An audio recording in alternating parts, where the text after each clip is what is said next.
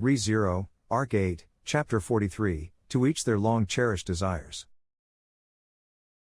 Aldebaran knew of what stargazers were. The person who had informed Aldebaran of their existence, in the past, was a being knowledgeable about almost everything about this world, who nevertheless still coveted the unknown, greedily. His relationship with that person was a complex one. It was not one which he could describe with words such as like or dislike. If asked whether he was grateful to them or not, he would probably say he was. But, the degree of his gratitude towards them notwithstanding, he harbored reservations about how incompatible they were with him. Such was the kind of person they were. At any rate, regardless of who had taught him that knowledge, he knew of the stargazers' circumstances, and thus, they contributed nothing to the outcome of Aldebaran's dearest wish whatsoever.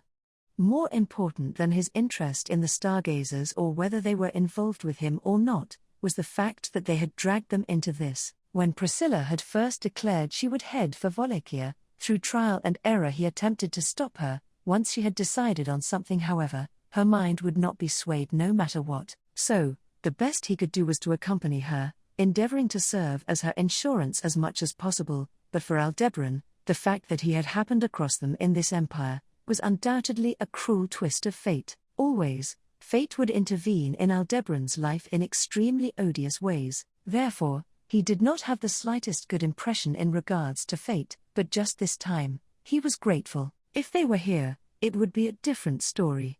If they had been dragged into this, the situation would be dramatically changed. If they were to enter a frame, unable to abandon it, if the frame they were unable to abandon were to increase in scope more and more, to the point that they would not be able to handle all of it, then Aldebaran's dearest wish would be fulfilled. Once before, Aldebaran had thrown everything away, entirely, amidst darkness, continuing to walk while solely relying on what meager starlight was present. He had given up on trying. For that reason, the sun was radiant.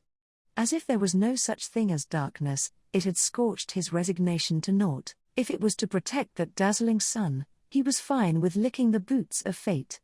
Enduring the pain that seemed to tear into him, he would not even hesitate to look them right in the eye. Be it which, be they stargazers, be it the great disaster, no matter what stood in his way, he cared not. It's just, I'm begging you, so please, don't get in my way. In total, 22 times, that was the number of attempts it had taken Al to figure out what had happened to him. In an instant, there was a whiteout so abrupt that he did not even realize that his body had evaporated. Al, nah, it wasn't caused by clouds or snow, it was fire, so I guess it'd be a redout. Or it'd also be fine to call it a crimsonout, 'cause it sounds cooler. Taking a deep breath, he uttered a pointless, nonsensical remark. Although he could not say for certain whether his mind was normal or not, at the very least, he could bring himself to a tenuous belief that his mind was normal. For the time being, that was fine. If there was a problem, Al, when it comes to fighting at this level, there's no room for me to intervene. In front of Al as he barked this, was one of the duties that had to be accomplished in the imperial capital. The conquest of the 5 bastions of the star-shaped ramparts had been completed in one location. The solid walls that boasted immense defensive capability had been annihilated without a trace. What else could this be called but the accomplishment of that objective? But then again, at the 2nd bastion, where the high walls and surrounding buildings had been completely erased, a greater obstacle than the now vanished walls obstructed the way as the next hurdle. The cloudy sky was dyed red, and a girl surrendered herself to the sky through the work of some unknown principle. The girl had short silver hair, red eyes, and much of her brown skin exposed. However, as much as her beautiful features were captivating, she exhibited an appearance that jolted the instinctive sense of danger of the beholder. Having left the Master of the Thorns to Groovy, and by using the werewolf's pelt, Al and Cecilus had safely reached the 2nd bastion. No, they had attempted to reach it. Strictly speaking, the 2nd bastion had been wiped from the face of the world, and caught up in that annihilation, Al had suffered damage many times without being able to recognize it, before finally grasping the situation and the method with which to move it forward. That said, he did not even want to think about how many extra attempts it would take to reach the same result if he were asked to do it again. That was why, Al, re-initiate thought experiment, territory redefinition, updating the matrix by 10 odd seconds, Or perhaps just by a few seconds, Al put all of his effort towards finding an opening to escape. As Al had shouted earlier, there was no room for him to intervene. Regardless, whenever Al suffered fatal damage, he would restart from a predefined point, so the world would not progress. It would be a different story if Cecilus could pick up Al and let him escape from the lethal zone together with him, like the time with that sniper, but, Cecilus, sorry, Al-san, but my intuition is telling me that this is my time to shine and that looking after you would spoil my state of being. With that stated, Cecilus quickly resigned from protecting Al and challenged the girl in the sky, Arakia. How many times had Al seen her by now? Looking back on it, their relationship had been steadily deteriorating. Back when he was a gladiator on the Gladiator Island, he had fought together with her when she was still a little girl. Next, they faced off as enemies in the fortress city of Garrel, and now, she was vaporizing him in the imperial capital. But, other than the viewpoint of a middle-aged guy who had encountered her several times, as Cecilus had said, it could be understood that Arakia was not in her usual state with a single glance. Arakia was writhing in midair, and her state was evidently abnormal. A spirit eater, Al had heard about their characteristics in passing from Priscilla. In reality, he had been able to see her transform into fire and water with his own eyes, but this clearly ran counter to those precedents. Unlike when she assimilated her body with water, or when she soared with part of her body turned into flames, Arakia's current appearance looked like she was just about to be devoured by an enormous white light from the inside out. As if protruding out from the inside of her slender brown body, translucent crystals tinged a pale yellow seemed to be directly growing from her skin one after the other. The purest form of magic stones were known as magic crystals, and they were encircling Arakia's entire body. If she could still remain composed like that, it would have seemed that Arakia's appearance was another display of her power as a spirit eater, but Arakia's red eyes did not clearly reflect anything in the world, and with tears flowing from her clouded left eye, her lips spilled out a pained gasp for help. Nobody would consider this situation as normal or as something that Arakia herself desired.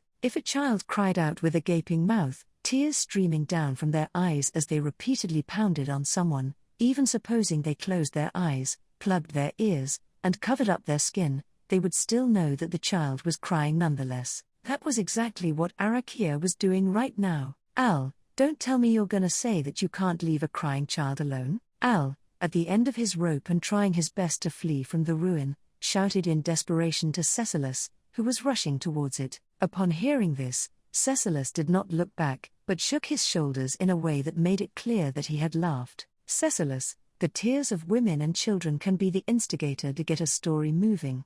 So it's natural that I can't overlook them, but that isn't the case here. Al, so then, Cecilus, but I have business with those tears. Immediately after he spoke, Cecilus leapt at lightning speed, using a piece of melted debris as a foothold. In the surrounding area, the barricades that had been erected to protect the second bastion had melted away, manifesting the appearance of a magma-filled inferno. Should one carelessly plunge one's foot into the magma, the damage incurred would be much more than merely slipping, but rather the portion that had been plunged in would be instantly incinerated, leaving a scar that would not be seen ever again. Al's source for this was himself, but Cecilus jumped into the area that had become a garden of magma, making full use of the limited footholds to close in on Arakia, who was floating in the sky. His speed and transience were beyond description though. Truly beyond description was the deed that was realized directly afterward, mixed in with Cecilus humming a tune. Al, no way! Arakia's entire body radiated white light in the air, and a moment later, a flash of light scorched the spot where Cecilus was running. The unleashed spear of light pierced into the magma, and a beat later, everything within a radius of a few meters around it had compressed, and was immediately blown asunder. The imploded magma and the destructive force that had caused it then spread out to the surrounding area, scattering it over a radius nearly 10 times the size of the initial compressed space. Al was speechless, and even though he knew he was out of range, he reflexively covered his head with his arm to protect it, and in that covered vision, he could see that even though that single shot alone was horrifyingly powerful, the bombardment still continued without cease. 1, 2, 3, 4 shots were fired in rapid succession, each shot reshaping the form of the imperial capital. Streets ceased to be streets, and land ceased to be land. They were fired one after another, pursuing Cecilus as he ran on the ground, but even he, Cecilus, splatters of the scorching heat known as magma were scattered about, the gaze of the blinks of destruction known as flashing light were evaded, and Cecilus broke through the white dust in a mad dash through the space where death rained down incessantly. All the footholds had already disappeared, and through a space where magma would soak one's feet in the place of solid ground, Cecilus swiftly ran with Zori that did not seem to have any sort of fireproof quality. Bearing witness to that sight, what flashed through Al's mind was the absurd image of a shinobi running on water, the technique of stepping forth with their left foot before their right foot sank, then stepping forth with their right foot before their left foot sank. Undoubtedly, Cecilus was performing that not on water, but on magma. Al, that shouldn't be possible. Cecilus, as long as one thinks that way, they'll never be able to do it. Cheerfully responding to Al's exclamation, Cecilus performed an outrageous act that scoffed at the very laws of physics. He ran straight forward and plunged into a house that had escaped harm's way, and in the subsequent instant, that house collapsed, and a pillar that had been kicked out of the crumbling building soared through the air like an arrow. It was a rather girthy arrow with an incorrect size ratio, but it closed in on Arakia with enough speed to bore through the torso of a large animal. But, before it could hit Arakia, it spontaneously combusted, and smoldered to naught within the air, surrounding Arakia as she radiated light. So much heat was being generated that it appeared as if both herself, and even the space around her were being distorted, so there was no way any half-hearted attack could have drawn near her. Even Cecilus ought to have understood that. And yet, Cecilus, go. Go go. Go go go. Inducing a thunderous sound, Cecilus destroyed buildings one after the other, and, kicking the pillars, rooftops, and household belongings of the destroyed buildings flying at speeds unperceivable to the eye, he made an incessant onslaught on the airborne Arakia. Of course, it was not a matter of which would reach her, as all of them vanished in the air before they had the chance. Moreover, in retaliation against those unsuccessful attacks, there were arrows of light that were sure to prove fatal with merely a graze. Al, idiot, stop that, don't you get it? If you recklessly attract her attention, Cecilus, what are you saying, Al-san? It's totally the opposite. Rather, it's absolutely necessary that I attract her full attention to myself. Al, this show-off. No, Cecilus continued to contribute to the destruction of the imperial capital scenery, voluntarily to the buildings, and incidentally to the rest of the surroundings. Trying to laugh off his usual leading actor-type statement with an unfunny one-liner, Al realized, all of Cecilus's positioning involved placing Arakia on the interior of the imperial capital, and going around so he would be outside of it to draw her attacks. That was to say, it was a battle with no attacks directed towards the inside of the imperial capital. Having finally understood that, Al also understood what Cecilus was trying to say. Cecilus, right now that woman has neither consciousness nor rationality. All she has are the defensive instincts in order to not be killed or burst apart. If left alone, she would aimlessly head for the center of the city, but if we let her rampage in the center, what's gonna happen? Al, it'd become a hole that nobody'd be able to live in for the next 100 years. Cecilus, a whole lot of people would die. It may be fine if they were just enemies, but I don't really find it desirable for people who aren't enemies to die in great numbers.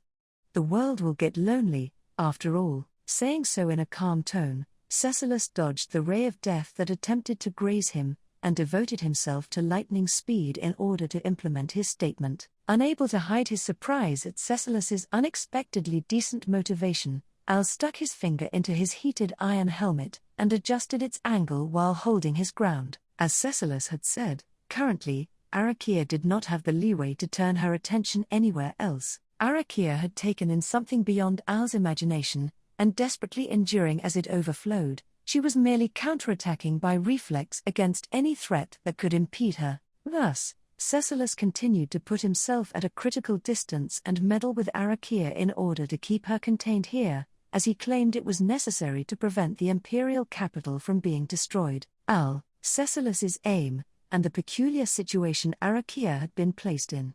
The choice to turn his back and flee, as there was nothing he could do, would always flicker in the corner of his mind, but even Cecilus had once had one of his legs blown off. If Al's presence had made it so that that had never happened, then there was value in him being here. Al, am I really doing this? Slowly shaking his head, Al drew in a long breath. Right at the outset, he had already drawn the short end of the stick 22 times. From here on out, he did not know just how many times he would end up drawing it again.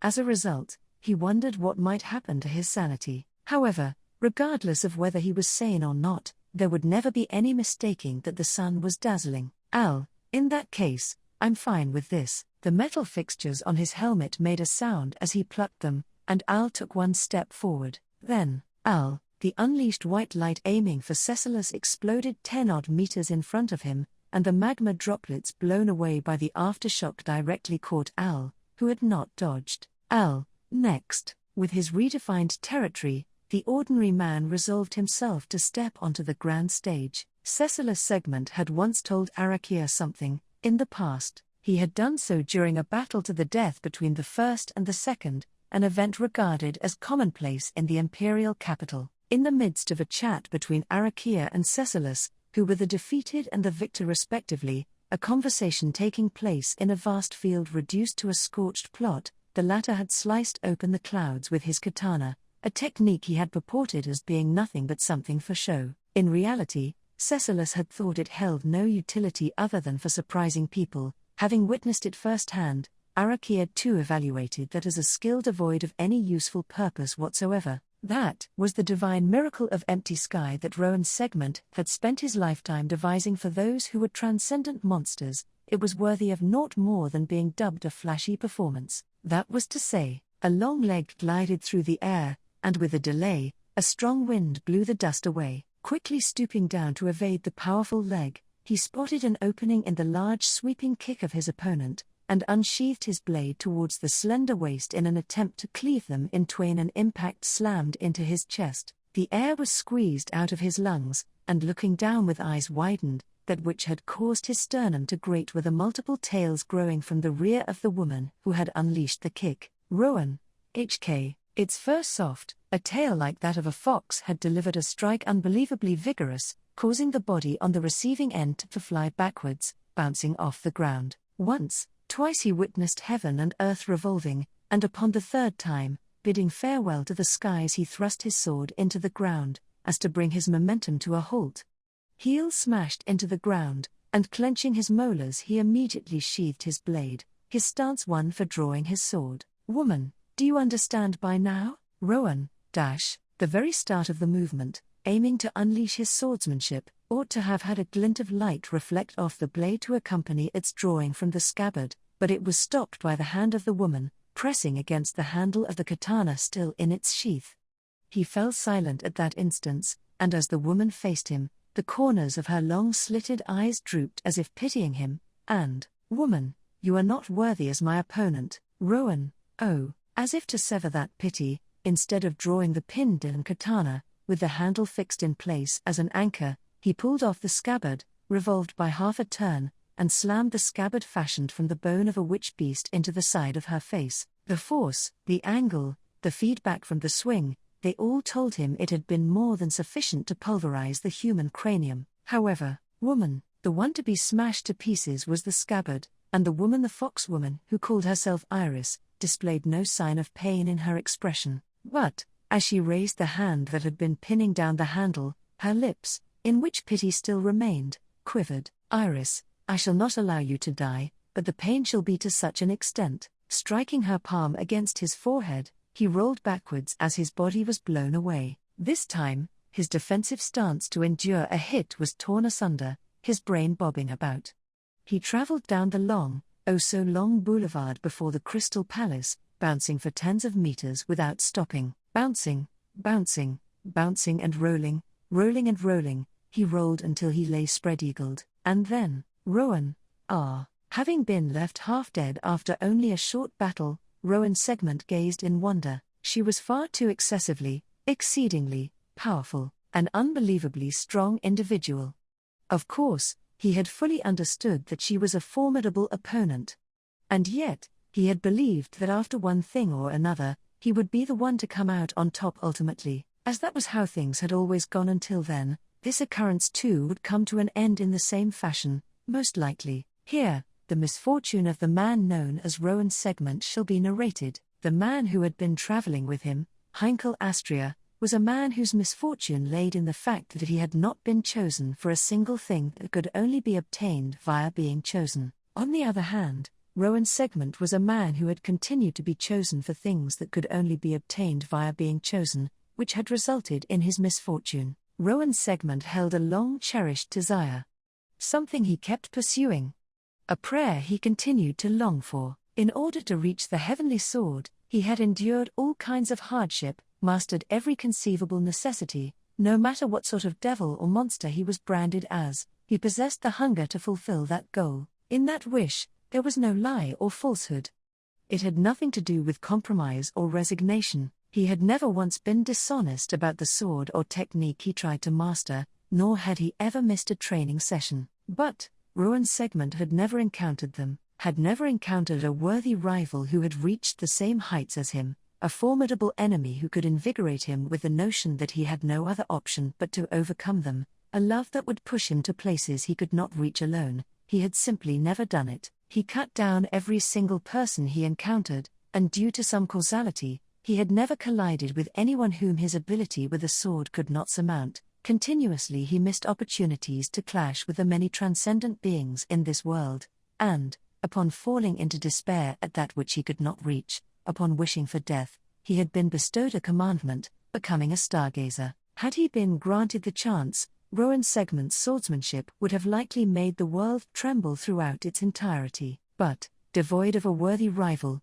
devoid of a formidable enemy, devoid of a loved one, Rowan continued to be all by his lonesome. It was not that he had come to the clear conclusion that feelings were unnecessary to master the way of the sword, nor was it that he had suffered a severe betrayal from someone he had formed a bond with. It was simply that Rowan had never met someone who would inform him of his current position, nor had he met someone who could boost him up from his current position. The reason he had been able to avoid Iris's initial attack from the Crystal Palace was because she, adverse to the deaths of others as she was, had had no intention of landing the attack. The reason for which the undead Borleroy to Meglyph had fled from the cloud-cutting technique was because he feared an unexpected counterattack from Cecilis Segment. Thus, he had wished to avoid pursuing them too far. The reason he had remained safe until now, amidst the great disaster brought about by the hosts of undead, was because the only ones that had appeared before him were opponents his sword skills were perfectly capable of handling.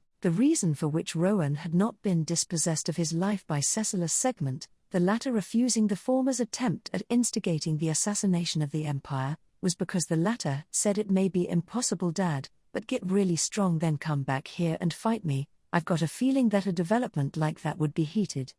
On a whim, the reason why Rowan Segment had continuously escaped death till this day was none other than the scales of fortune and misfortune always tipping in the direction of fortune for him. And now, the opponent Rowan had encountered in the imperial capital, which had transformed into the undead capital, was also the sole enemy that had no intention of taking Rowan's life. The world would not grant Rowan's wish, but it continued to only illuminate the paths where he would survive. "Rowan, Iris, you intend to persist?" As Rowan slowly raised his body from its spread-eagle position, Iris knitted her brows. The distance between them had opened a few tens of meters, but perhaps because her unmistakable presence had made it so, Iris's words were fully understood by Rowan. Nay, this was likely a change yielded due to encountering a powerful enemy for the first time. As if an unbreakable shell that had always been around his exterior had been shattered, that feeling was probably the reason. Because of that, he clearly understood. As Iris fixed her gaze on him from the front, the powerful mana in which her entire body was clad, its colossal magnitude was understood by him beyond a shadow of a doubt, as was the result of direct confrontation just a moment prior. In the undead capital of Lupagana, guarding the Crystal Palace, where the ringleader of the enemy was likely present, Iris blocked the path. This woman was, unmistakably, the strongest being in the Volakian Empire, someone that even Cecilis, extolled as first of the 9 divine generals, was no match for. the ultimate existence for the sake of this disaster. Rowan, kahaha, how fortunate, how so very fortunate. What a good day it's been. Perceiving that through his experience, Rowan bared his teeth and smiled as his mind rang with a sound akin to his son singing in a loud voice. He had thought that in order to reach the heavenly sword, there would be no means aside from cutting down his son once the latter did eventually reach it.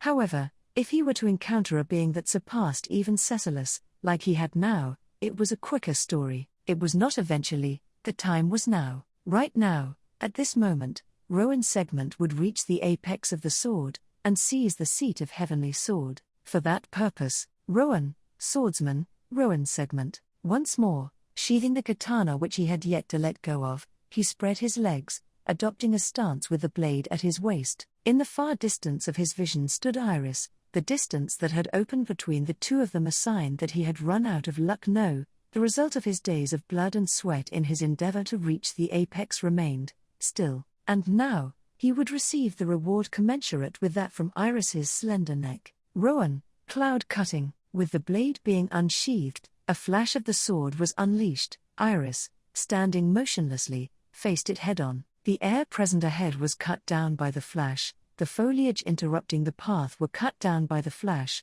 all notions of sound and wind were consigned to oblivion. In all his life until now, it was the most honed Rowan's blade had ever been, and the woman in the beautiful dress, Iris, would have her head lopped. Iris, this is as far as it goes. By merely tilting her head, she avoided the finest brandish of Rowan's life, and grumbling those words like a sigh, Iris firmly stepped on the ground, and moved forth. The ultimate existence of the great disaster did not grant Rowan the time to swing his sword a second time. As a violent impact plowed into him right from above, Rowan could do naught but be buried deep into the street. Iris, looking down at the figure of the swordsman who had sunk into the ground, Iris waved the hem of the dress that had performed the deed, and turned her back to the man she had faced off against. Lightly, the strength to fight no longer remained within her opponent.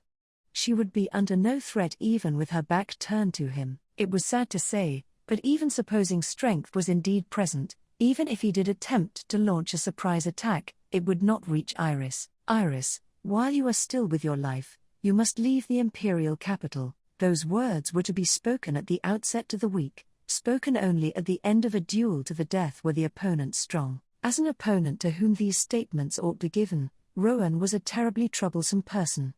He was not weak. Yet, neither was he strong. If she was forced to put it to words, he would be the apex of the common man. Thus, in regards to the reality spread throughout imperial capital as it was in the moment, his presence could even be called a sin. Iris, a sin, is it? How in the world could I say such a thing? Clutching her chest, Iris spilled those words out as if to curse herself. Even so, her mind was made. She had made up her mind. Thus, she had carried that out in a form where she could not make excuses. No matter who or how many people closed in, she would force them all back. As long as she did that, the story of Iris and Ugard would. Iris, for what reason do you stand? Halting her steps, Iris questioned the presence behind her without looking back, to the swordsman who ought to have fainted from the strike a moment ago, to the presence of Rowan standing up. She had believed that she had dispossessed him of his consciousness, instead she now lamented for having been exceedingly naive. However, had she applied any more force, his skull would have been shattered, most likely. That was because she had no intention of reaping his life. Had she been too naive, believing that she had properly conveyed the gap in strength between them, perhaps? There did exist some cases in which the other party would not back down despite a difference in strength, so perhaps this was one such case. Iris, there are times when your opponent has no intention of letting you go, so you must fight with your back against the wall. But, I have, Rowan, no intention of doing that. That's the problem, Iris. The response, spoken in a frail, husky voice, was beyond Iris's comprehension. Be it the pride of a warrior, be it the obstinacy of a man, either way it was something Iris was unable to comprehend. Iris began to think. She thought about that which she wished to cherish, even more so than those things. That was why, Iris, if you still cannot bring yourself to give up, until his spirit was crushed, she would keep going, even if she were to hear the sound of cracks forming in her own heart. Indeed, it happened at the moment Iris was about to confront Rowan's resolve. Iris, turning around, Iris's eyes widened in astonishment, not because of any abnormal situation like Rowan closing their difference of ability in the blink of an eye, nor was it because someone else had come to this place, turning their weapon towards Iris in Rowan's stead. Present there was merely Rowan, however, the one to have astonished Iris was unmistakably Rowan. With the katana in his hand, he slashed his own neck, fatally so. Iris, one beat elapsed, and in the subsequent moment, blood spurted out of the severed arteries in his neck with tremendous vigor. The boulevard was stained with the gushing blood before her eyes, the essence of life flowed out of Rowan Segment's body, being absorbed into the ground. Iris, witnessing a scene wildly beyond her comprehension, with that gasp of breath escaped from Iris's lips. Seeing Iris's state, Rowan's eyes widened with a maniacal glint as blood gushed from his neck. And while that blood came up his digestive tract, flowing out of the corners of his mouth, he smiled, and smiling, he spoke. Rowan, even if I die, I'm go. Midway through his words, Rowan's blue eyes rolled around, and as his pupils dilated, he collapsed. While perceiving that it was not a loss of consciousness, and instead was a loss of life, Iris quickly rushed over, trying to extend her hands to the man in an attempt to at least save his life. However, her hands did not reach the man's corpse, the reason for that being, I'm gonna reach the heavenly sword, I'm gonna reach the heavenly sword. Having just died, several undead Rowan segments swooped down from all directions in unison, set upon Iris as she sprinted. When the unleashed breath of the dragon ran through the townscape of the imperial capital in approach of him, there were not many things that Heinkel could do. Only, wielding his sword in accordance with the appeals of his survival instincts, he dug enough of a hole in the ground to give himself scant consolation. Just in time, he slipped his body inside that hole, but then again, consolation was merely consolation, with the trajectory of the dragon's breath boring deep into the ground as it closed in. The hole would probably amount to nothing more than consolation. Thus, the life of the current head of the lineage of the Sword Saint, a family that had continuously protected the Dragon Kingdom for many a year, the life of the man known as Heinkel Astria would, as irony would have it, be deleted by the breath of a dragon, no trace of it remaining. Oi, you can't die so easily, Pops. Grabbed by the scruff of his neck, Heinkel was dragged out of the hole he had opened by force. With fierce vigor his body was hoisted. Immediately after, a burning smell, that of the dragon's breath having scorched the world, could be perceived by him. Heinkel, you are? His vision spun around, blood spilled from his broken forehead, gastric juices flowed out of the corners of his mouth, his body's contents were scattered about without any impediment, and after experiencing the sensation of being afloat, he fell to the ground. His state such that a defensive or even an adequate state could not be taken, he stretched out his legs, placed his arms on the ground as to raise his body, then looked at his surroundings. Heinkel, the reason he had reflexively let out a groan, was because he bore witness to the disastrous scene in the location he had been just a moment prior. Caressed by the dragon's breath, white steam was being emitted from the area, which had been completely erased. Had his escape been belayed, most likely, he too would have become a portion of that white steam. To make it easier for Captain and the others to enter, my amazing self was supposed to rampage in the south and draw their attention, but... Can't believe my eyes, Heinkel, Thought you'd flee for sure, but you sure got guts, don't you, Pops? Amidst its roughness, praise was certainly present in that voice. Once Heinkel did turn the side where its origin lay, standing there was the figure of the person who had dragged him out. There was enough illumination behind him that Heinkel was unable to gaze at their face with clarity. His ears were still ringing due to the impact of the dragon's tail strike just before, so he was unsure if that voice was a familiar one or not. But, as if to say that all of those things mattered not, the person gnashed their fangs, and proceeded forth. Behind Heinkel kneeling on the ground, they moved to square off against the colossal cloud dragon, its glare on the two of them. Then, powerfully striking their fists together before their chest, my amazing self'll lend you a hand, Pops. None can lift the Quain stone alone, ain't that right? With a roar akin to that of a beast, as the vanguard of the Rescue the Wallachian Empire from Destruction squad, Garfield Tinsel raised a war cry at the start of the bout against the Cloud Dragon.